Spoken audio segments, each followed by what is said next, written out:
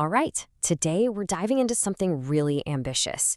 It's a white paper for a project called Alkebuleum, and it's proposing, well, nothing less than a brand new economic blueprint for Africa, built from the ground up on blockchain technology.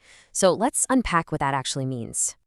First off, let's talk about the name, because it's a big deal.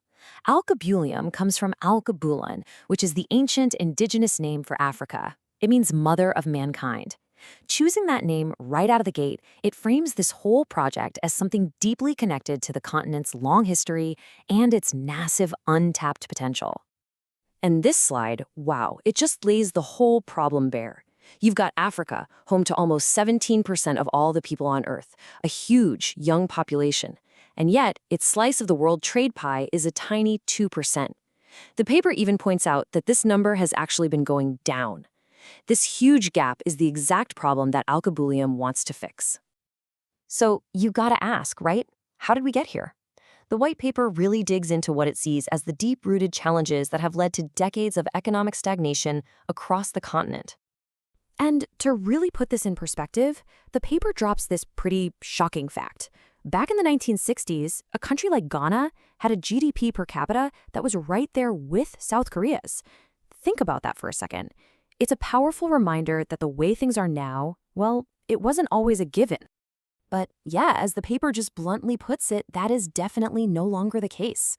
We all know South Korea became this economic giant, while many African nations, as the document says, went through decades of continued stagnation or regression. Their fortunes just went in completely different directions. So what happened? Why did their paths split so dramatically? The white paper breaks the causes down into two big buckets. On one side, you have these external pressures, things like crippling international debt and unfair trade policies. But then, on the other side, you have the internal issues that the paper argues are just as destructive: poor governance, runaway corruption, and a total lack of accountability. And look, this isn't just numbers on a spreadsheet. The paper makes it crystal clear that there's a devastating human cost to all this. We're talking about 330 million people living in poverty, over 40% of adults being illiterate, some of the worst health and food security crises on the entire planet. These are the real painful consequences.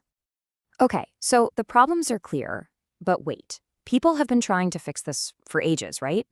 So the next part of the paper asks a really important question. Why have all of these past solutions just failed? And this timeline, man, it tells a pretty frustrating story. It shows a clear pattern of trying and failing. From the UAR's development decade back in the 60s, through tons of aid programs and big international conferences, the result was always the same, what the paper calls continued stagnation or regression. Basically, all these top-down efforts just didn't work. And this quote from JFK, which they pull out in the paper, it just hits the nail on the head. What's the point of political independence if people are still stuck in a cycle of poverty, illiteracy, and disease? The old way of doing things, according to this analysis, just couldn't deliver on that basic promise. Okay, so after all that doom and gloom, here's the pivot. This is where the white paper introduces its hero, if you will, blockchain. And not as some get-rich-quick crypto coin, but as a foundational technology, a tool for rebuilding trust and creating transparency from the ground up. So what exactly is a blockchain? The paper has this really simple, really great way of explaining it. Just think of it like a public notebook that's impossible to tamper with. It's a digital ledger that everyone shares, and once a transaction is written in it, it can't be secretly changed or erased by anyone. And this is where the rubber really meets the road. You can see how the tech directly lines up with the problems we were just talking about. Fighting corruption? Well, all transactions are transparent and public. Fixing bureaucracy? You can use smart contracts to automate the rules. Dealing with land disputes? Now you have a permanent public record of who owns what. It's a direct technological answer to these deep systemic issues. But here's the thing. The paper is really clear. You can't just copy-paste a blockchain from somewhere else and expect it to work in Africa. And that brings us to the actual blueprint for Alkebuleum itself, a blockchain designed from day one with the continent's very specific realities in mind. And I gotta say, this part is super smart.